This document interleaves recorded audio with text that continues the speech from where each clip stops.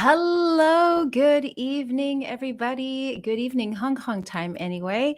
And if you're tuning in from around the world, hello, good afternoon, good morning, wherever you are in the world. Hello and welcome. It is another episode for our Ask the Expert series, and I'm super thrilled to have on a very good friend to join us today. And if you are online now, let me know, or even if you are watching the replay, send us a little message. Let us know that you are here so we can say hello and welcome you to our episode. If you've ever wondered what really happens behind the scenes of live music shows, including all the things that could go wrong, then you are going to love today's guest expert episode with independent singer-songwriter Ryan Hui. I'm so excited about today. We are going to be talking about the art of rocking live music shows, including the planning and preparation that goes into putting on a live show and performing even, when we're not feeling up to it, because you've heard of that phrase, the show must go on. So you're going to see, we were definitely going to want to stay tuned because we've got a great conversation coming up today. Now, for those of you who are tuning in for the first time, my name is Krystal Diaz. I'm the co-founder of the Christine Sampson Music Academy and the Online Vocal Academy. Now, the Online Vocal Academy teaches you how to become a better singer by singing for just 10 minutes a day. Yes, it only takes 10 minutes. Members pay a monthly fee to participate in live coaching sessions and weekly singing challenges. And all it takes is 10 minutes of singing a day using our method to really hear a dramatic improvement in your singing. Now, if you're watching and you're thinking, I am too scared to even sing in front of somebody right now, then I invite you to check out to get your free guide that I've created to rocking your first solo song. So it's your free guide to rocking your first solo song. Inside this free guide, I've outlined 5 key action steps that can dramatically improve your solo songs and help you feel more confident and prepared for singing in front of other people, even if you've never sung in front of anyone before. Now, to get your free guide, all you got to do is head over to rockyoursolo.com after this interview, of course. Now, my guest this month is independent singer-songwriter Ryan Hui. Ryan is an artist and songwriter who grew up in Hong Kong, San Diego, California. Hong Kong and San Diego, I should rather say. He released 3 albums with his punk rock band, 1 Foot Forward, and has also released multiple chart-topping singles as a soloist. He's toured around the world, performing for sold-out concerts and major festivals, such as Clock and Flap. And of course, aside from performing and songwriting and recording, Ryan is also a talented graphic artist and humanitarian, working closely with Ronald McDonald House. A very warm welcome to Ryan. Let's welcome him up. Hello, Ryan. Hello. How are you guys? So great to see you again and welcome back. Ryan, you were my very first guest when I launched these expert interviews back in May of 2020 last year. So I'm thrilled to have you back again. That was my very first guest interview. And now I think you're my 17th guest, which is amazing. So glad to have you back. Thank you for being here. Congratulations. All right. Congrats on all the success, Oh, thank you so much. Keeping it going. Yeah. You are, of course, very well known locally, but for those who might be tuning in from other parts of the world or who might not have heard your music yet, can you share, what it is that you do, what it is that you're known for? What do you tell your kids' parents, friends of your kids, what does your dad do? I just consider myself a singer-songwriter, write songs, perform shows, and also on the side, I do a lot of graphic design work. It all comes from art and music, and so that's kind of, I just say I'm a creative. I just do creative work, and I love that. I think there's a lot of crossovers. Yeah, there's a lot of crossovers. I think people who are into music also do arts. Sometimes they, acting and things like that too. And I think there's a lot of disciplines that can cross over in that way. Now, I want to ask if you grew up watching your dad, Sam Hui Gate perform, and for those of you who Of course, obviously, right? Now, for those of you who aren't familiar with Hong Kong music, Sam Hui is a legendary musician, singer, songwriter, actor who's actually credited with shaping and making popular Cantopop music. So if you grew up with Hong Kong music, you know Sam Hui for sure. Now, my question for you, Ryan, is that what was that like growing up?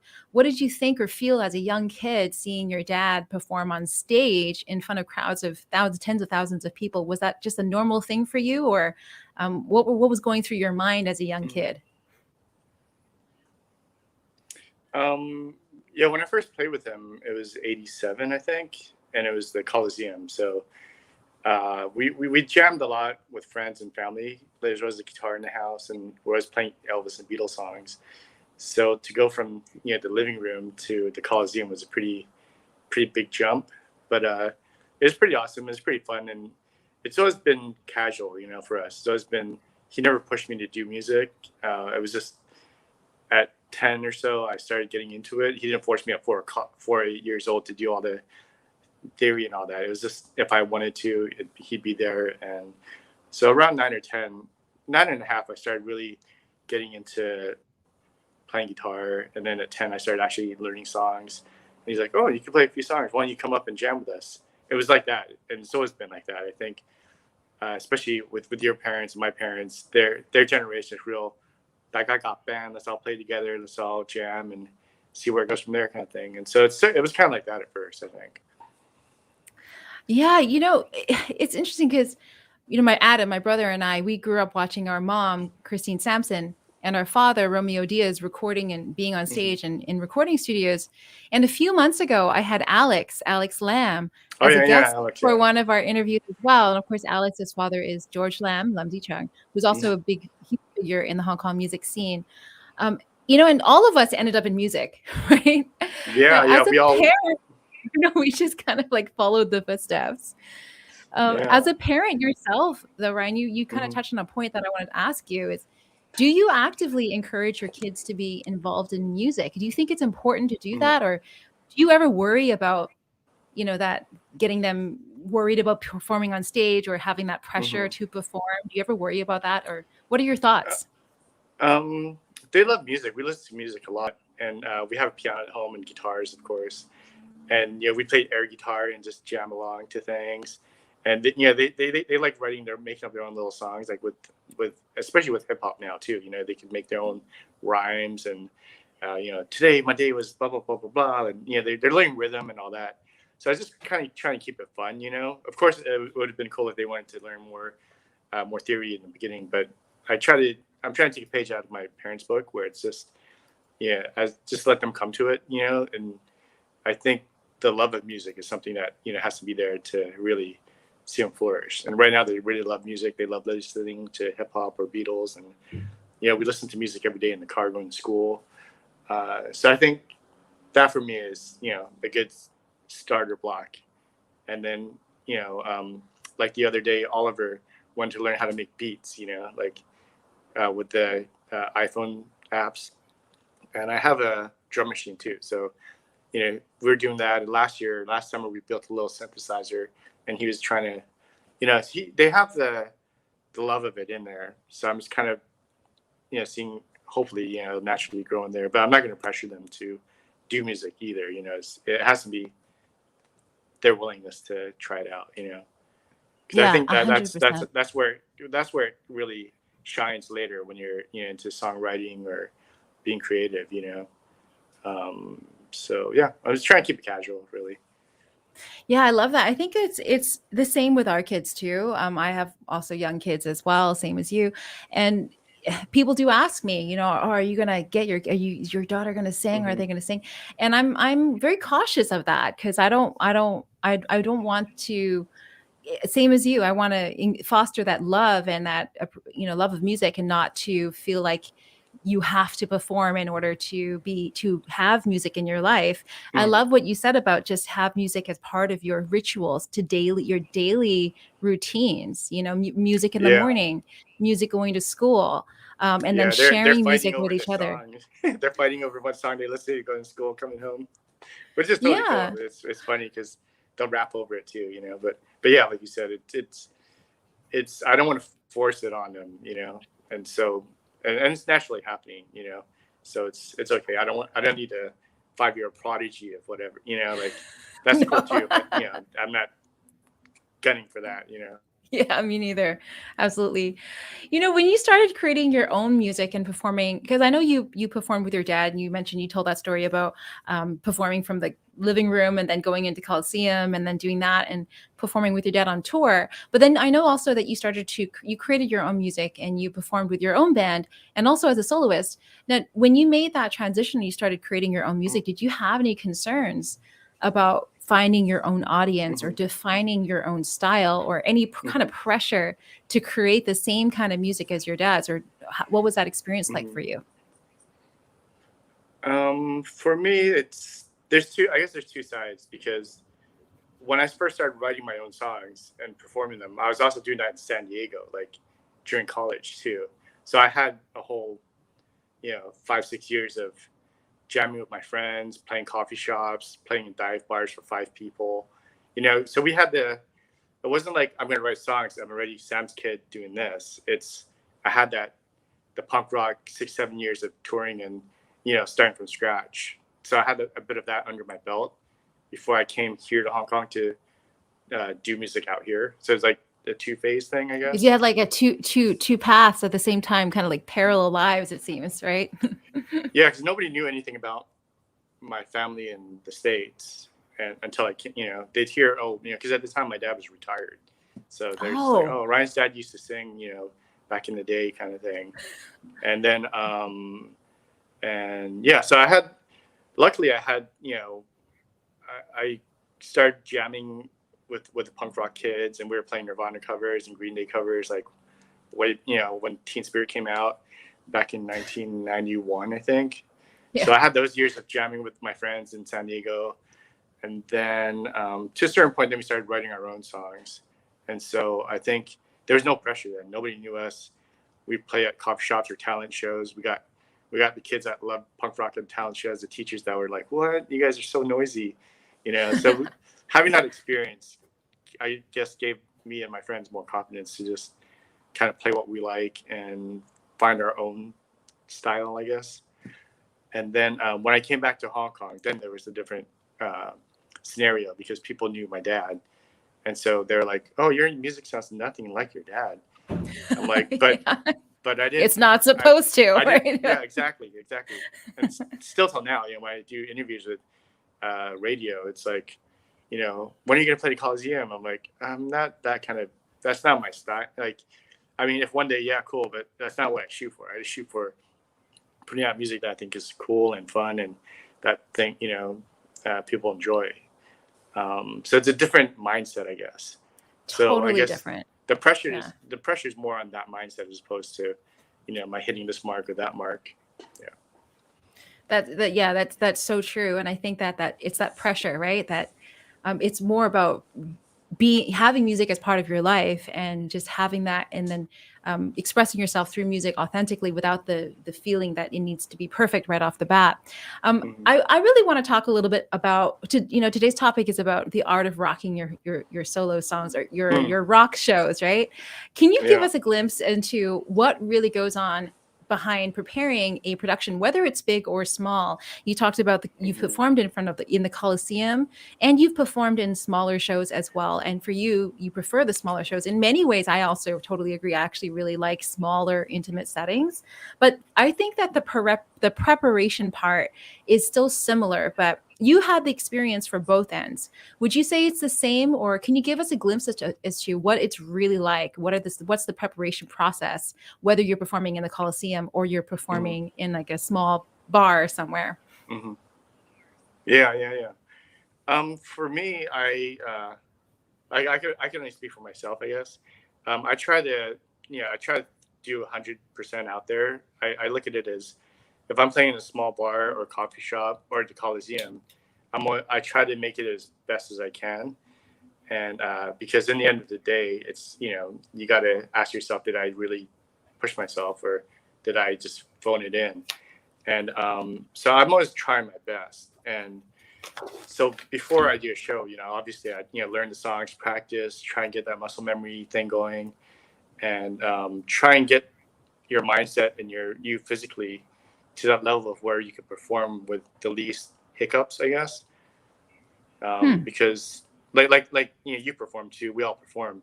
So obviously the dream is to hit 100%. I'm firing on all cylinders. Yeah, it's a good show. I'm playing everything good. Everything's but of course there's always these variables when you play live. There's you're nervous, or the sound is off here, or you didn't expect this to happen over here, or you had a bad lunch, you don't feel good, or I don't know. There's all these things happening. It's like a little battle within yourself. So for me, I always try to I go into wanting to hit that 100% mark, and so throughout the day and preparations, learning the songs, warming up the vocals or lyrics, band rehearsal. I'm always there's a goal to hit that, have everything lined up good for that one spot. So everybody has fun, and if it's for 5 people, for 1,000 people, for nobody, at least like you're doing it for a good cause kind of thing. So I try to do that mentally and physically. Yeah, that's so important. You touched on a couple things that I wanted to ask about. You said 100% out there, no matter how big or small. Audience is small, audience is big, is 100%. I absolutely 100% agree with you there. I'd love to know, what is 100%? What does that mean to you? What are the markers of success? Like, how do you know, that was, close to 100%, or what? What are those markers for you? I mean, for me, I'm not saying like when I'm not saying I'm 100%. I mean, I'm feeling like I tried everything I could. I practiced the solo good so I didn't mess up, or I practiced the vocals so I don't mess up, or I don't look nervous. Like there's all. For me, it's a challenge, that 100%. I never hit it. I don't think we ever as performers be like, that was 100%. Challenge. I look at it like hold on, it's pixelating. Sorry for a second there. No worries. Nope. Yep, you're good. Sorry, my phone is I'm on my phone. Okay, what was that last comment? Yeah, so what are those markers? I was saying that I don't think as performers we ever say that was 100%. Like no. I agree with you.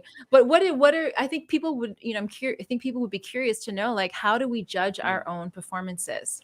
Like, what do we look at? Do you envision how you want that, like mentally picture how you want that show to go before getting onto the show, and then you after the show you see, how close was I to that vision of where I wanted to achieve? Is that kind of how you gauge? Yeah.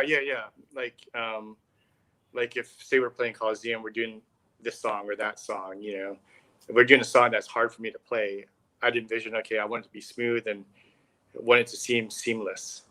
Whereas, when you're on stage, you're nervous. Is my guitar in tune? Oh, look, there's a friend I know. Oh, I gotta look down, I gotta concentrate. Oh, it's hot on stage. Oh, I'm out of breath because I ran across the stage already. You're thinking a million things at once.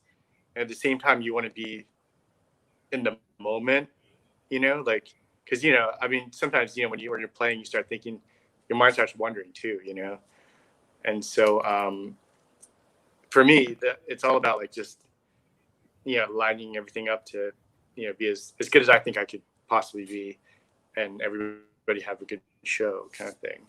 So has anything? And sorry. No, go for it. Has anything ever gone terribly wrong in a show that you've been in? Tell us about that. Oh yeah, I've had a lot of incidents, like funny things happen.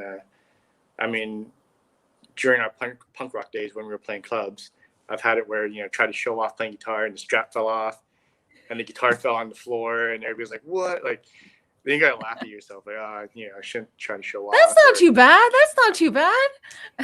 Well, I've had that, or I've slipped on stage before, like just trip on my so I mean, there's a part of where you can't take yourself too seriously, and sometimes those things put you in check, so like dropping instruments or tripping over or spacing out, like when you're playing, all of a sudden you just forget where you are. I've had this happen before. or weather, bad weather. We had, storms when we played, there's lightning outside, we're playing outdoors, and we had to wrap everything in cellophane. But that's part of what makes live music kind of fun, because it's all these inconsistencies that make things more adventurous. And back in, one of the funnest things about touring, when we were starting off in San Diego, we'd get a van and we'd bring sleeping bags. So at the end of every show, we'd say, "Hey guys, anybody have a floor we could sleep on?" Like the four of us we'd camp on people's living room floors, and then that's how we met other bands. And so the opening band would tell us, "Oh, we have a friend over here in Bakersfield. They have a backyard. We could just camp out in the backyard." And then the next day we go to, it turned into an adventure thing, from touring. And so we wouldn't know where we'd sleep that night. If we really had to, we'd get a hotel. There's, we're trying to save our money to get gas and go to the next spot. So those things, the inconsistencies and all the things that could go wrong. That sounds like a fun thing, though. Like, when we're younger, we do these crazy things about, like, I can't believe that I did that. I'm sure these are things we would do when we were younger, right? We wouldn't do them nowadays. Like, I don't know where I'm going to sleep tonight. Yeah. But it makes for a good story, though. Like, that is so true what you're talking about. I know. We didn't do that now, right? Yeah. Now it's and like, how? What would you say people who have that stage fright? Do you still have stage fright now getting up? Like, you talk about the inconsistencies, which is absolutely true. It's exciting. That's what makes live performances exciting. And actually those moments that you described about the guitar falling, and those are the moments that actually stick in people's minds, right? And so they remember it and they tell those stories later. But there's also that fear as a performer getting up on stage. Like, how do you how do you deal with that mentally, with that fear of something terrible could happen? What do you tell yourself? Do you have a mantra, or do you have a routine or a process that you go through? Yeah, like I still get it every time we go on stage. There's always the first song, the first half of the first song is always you're kind of feeling it out. You're seeing everybody for the first time, the nerves, but I think that's part of the rush, I guess, part of the rush of it. Because at the end, you conquered that. You're like, "Oh, I did it. I went up in front of X amount of people. I did my song or jam with my fam, and it went good," But I usually, when I get the butterflies, I just try to center myself, and then just because we grew up playing for coffee shops, but nobody cared about what we sang. I used to go to coffee shop with a new song, not knowing what to do, and just throw it out there.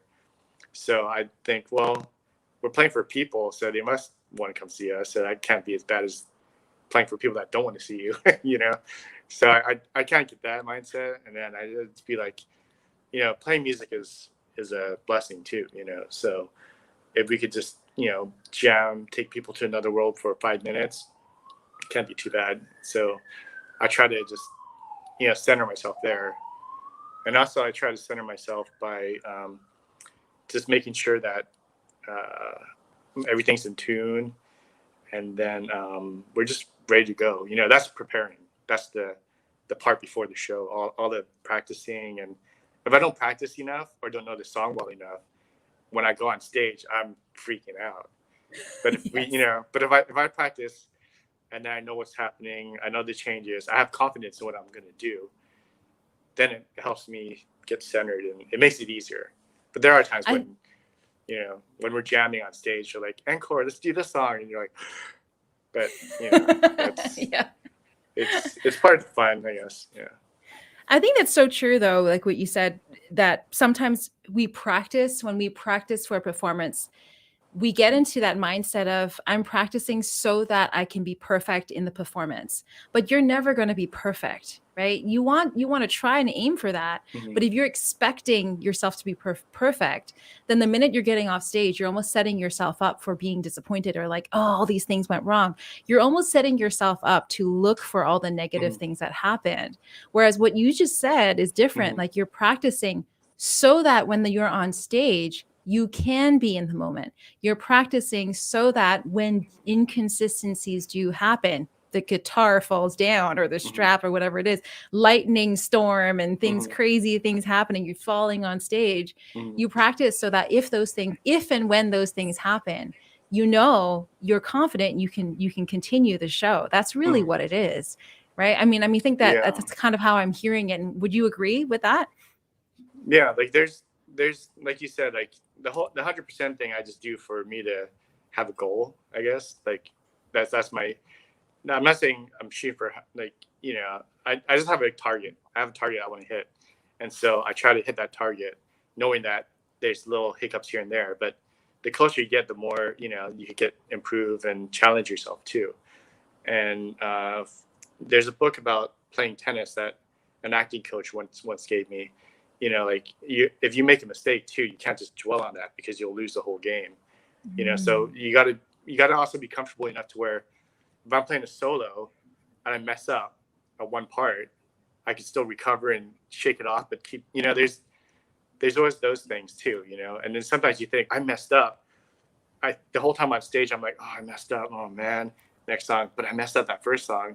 Then you get to the end of the show and I'm like, oh man, sorry, I messed up. Everybody's like, no, we didn't hear anything, you know. So you have that there's all this internalness happening in your head. So I guess what I mean is, you got to learn how to adjust with it and learn to be cool with it, but also have confidence and build your ability to kind of be as smooth as you can within that mental parameter, I guess. 100%. Yeah. And I think that it's when we dwell on those mistakes, right? Or what we think are as mistakes, and they kind of grow in our mind, right? I mean, I have students and performers that when they perform, they're like, yeah. And I'm like, these are all the things that went so well, right? They're, yeah, but that one note. I'm like, you're going to think about that one note when you had like 50 other things that went so well, right? And we do this to ourselves, you know, we kind of imprison ourselves when we get into that mindset. So I love what you said there. I have one question kind of related to mindset is, do you ever feel like you just don't want to perform? Do you just feel like you're not feeling it? And if you do, how do you power through that? Yeah, there's times when either you're feeling sick, or you don't feel well, or you know, like we said in the early days, we have nobody at the show. I played a show literally for two people, like the bartender and the doorman kind of thing, you know, or there's different reasons, or you're just exhausted, you know. One of the shows we did a few years back during the Coliseum run, we had an afternoon show and a night show. And during this one afternoon show, right after, I get a call from my wife. Our cat was passing away. I had to run to the vet. So I finished the afternoon show, ran to the vet, and my cat passed away at the vet. And then I had to get back in the car to do the 8 o'clock show. So, you know, it was our cat from, you know, 11-year-old cat that meant a lot to us, you know, and we were crying. And I'm like, but we have a show with 10,000 people, like in an hour. Like, so, I mean, there's always circumstances that come out where, you know, you got to, at the same time, it's fun. It's a gift to play music, but also there's a professional part of it too. Like, okay, you got to, you know, focus down first. You know, we could handle anything else later, because you have an audience outside that doesn't know what's happening in your day, but they came to see you, and you want to do justice by that too, you know. So I think there's part of it's like you just got to push through it, because, you know, you see a lot of these, you know, legends too out there, a lot of bands, they're out there for 150 days a year, different city every night. You know, people get tired, but you always want that one person to come to the show and be like, yeah, that was awesome. You know, you want to bring their day up too, you know. If you're having a bad day, you want them to have a good day at least, you know. And so I think that's part of the professionalism in it, you know. So if you're not feeling or exhausted, if you're feeling exhausted and you feel like you don't want to do it, you just got to kind of remember that, you know, you could always push through it, I think. Yeah. I think there's a lot of wisdom in what you said. And there's also a lot that we can take, even if you're not a musician and you're not performing, but I think we can all relate to that. We all get up in the morning. Sometimes we just don't want to have these conversations. I don't want to go to work. I don't want to do these things or go to school or whatever it is. But then we know we have to power through. There's part of that discipline. Having said that, of course, there's always choice. You can always be like, I'm just not going to do it. I'm just going to cancel the show. But, Yeah. But there is that choice. However, it's that discipline and that understanding that, you know what, you're going to give yourself that reason because somebody out there has paid to see you and wants to see you, and you could have that positive impact on their life. And I think that if we kind of take ourselves out of it, that's what I'm hearing from you anyway, that you take yourself out of yourself, right? And you realize, you remind yourself why you're doing it. You remind yourself why you're going to get up and you're going to go and do that show anyway, right? And you're doing this with all the other people. And I do believe that even if you're not feeling it and you refocus your attention, just like what you said, change your mindset, realign yourself, refocus, we can actually achieve anything. We can, even in the darkest or the most darkest of circumstances. I do believe that, and I 100% agree with that. It is a blessing to be able to share music and to be part of music. And with COVID these days, that has had a huge impact, of course, on live shows, and that has really impacted all musicians and all industries, of course. But we haven't been performing, right? There's been very, very few concerts, and that's had a huge impact on all of us. So I think, it's all the more so now, whenever there's a live performance and being in that community, right? And really hearing music around you. How has that been for you this period of time with COVID? Have you been hunkering down, creating lots of great songs and honing your craft? How have you weathered out this time? For us, the last live show, in front of an audience I did was with my family, and that was December 29th or something, 2 days before New Year's in 2019. We're actually in San Diego. We're on tour in San Diego. So we played the 29th. And then 2 days later, we flew back. We made it back to Hong Kong for New Year's Eve. And that's when there's people are like, oh, there's a cold going around, but we didn't know what it was. So yeah, December 2019 was our last audience concert. So we've been sitting around for a while. So we have things planned for next year. So hopefully next year it's going to be smooth. But yeah, every year it's been pushed back.